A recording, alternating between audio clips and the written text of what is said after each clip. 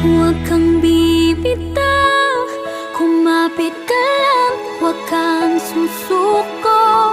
Ipaglaban mo ang katotohanan, ituloy